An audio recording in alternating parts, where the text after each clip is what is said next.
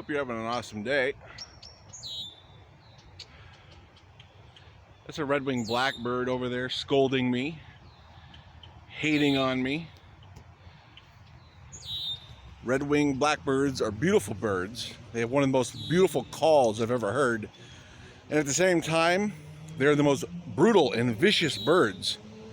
Every day for 5 years, I had the same red-winged blackbird dive bomb me because I walked past its nest. So to give you an idea. But they are gorgeous birds. And it is gorgeous out. Hope you're getting outside. All right, so I just wanted to do a quick little reminder about American fascism and the GOP's descent thereof. Okay, and once again, I'm reminded by the Texas governor,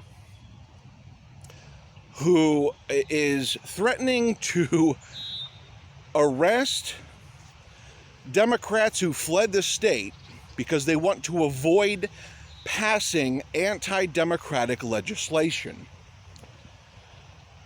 The Governor Abbott, is threatening these Democrats who have left for a month. They're leaving to Washington for 30 days. That's when the quorum ends and they can come home safely and, without issue. But the governor said they're going to put out arrest warrants because they won't stay and pass anti-democratic voter suppression laws. I mean, have we come to the table yet that we live in a fascist country? That the GOP are authoritarian fascists by nature? How many times do we have to be reminded? We're not on the cusp of it. We're not on the fringes of it. We are the toad cooking on the stove in the water that has boiled slowly, and we're slowly drowning in fascism in this country. And we have to remember, fascism can't be reformed. This is why I preach this mantra every single day. The GOP must be politically dissolved. I don't care how it happens. I know for a fact it needs to happen. Because you cannot reform this. You cannot have bipartisanship with this. You understand?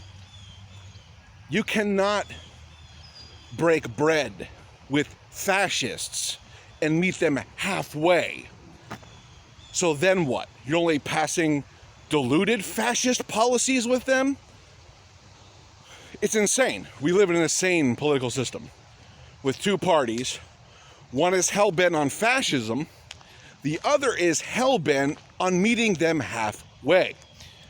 So, I mean, I applaud the Democrats for leaving the state of Texas so they could block this legislation. If you remember, the GOP in Oregon, does this every year, okay? They do this every single year. The Democrats want to pass something that scares them.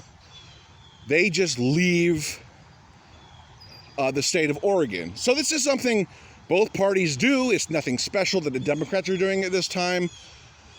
Like, both parties do this to block legislation because it's like a last-ditch measure. Okay, they're just like, okay, screw it. We can't come to terms. We're leaving the state. You can't have a quorum. We can't pass laws. Okay. So there's nothing really special about it. But just when you look at the reasons why the Democrats are doing it, it's for good reason. They're blocking anti-democratic voter suppression bills and other fascist nonsense so the GOP maintains power, because the GOP can't win on ideas. You understand? They're out of ideas. Once again, fascism is an endpoint. It is, you're at the end of the road. You're out of ideas. when your last-ditch effort is nothing but obedience and fealty to a cult leader by the name of Donald Trump. You know you're at an end point, okay? And this is why the GOP must politically dissolve. I don't care if it's organically. I don't care if it happens systemically, like with legislation, with opening up third parties becoming more viable. We have to save democracy from the GOP somehow, okay? Because the experiment is dying right before our very eyes. And Texas is just the latest chapter. There's too many chapters to name, and there's too many more to come in 2022 and 2024. Because Trumpism is on the ballot in 2022 and likely in 2024 if they have a good 2022 midterm.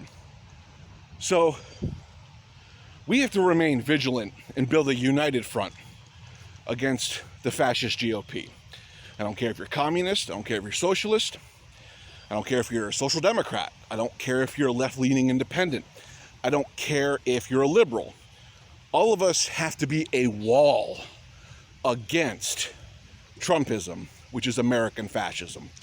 Period.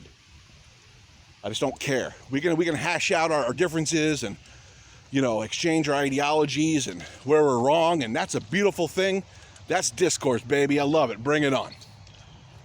But when it comes down to it, we have to know that we're the frog in the boiling pot of water that hasn't really realized, okay, it's boiling. It's a roaring fascist boil, okay?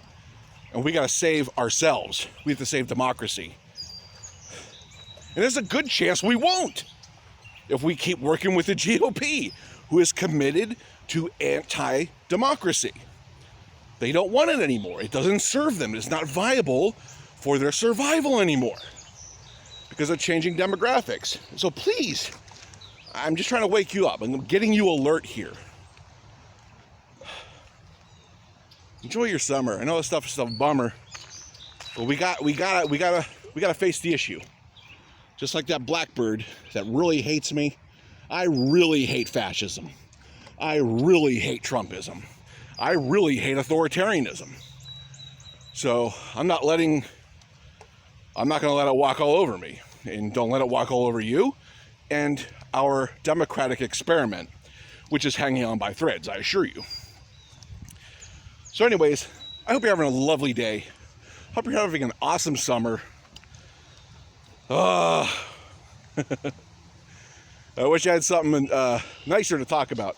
That's why I try to throw in a little nature, because nature is so beautiful. Look at the rainwater just sitting on the leaves.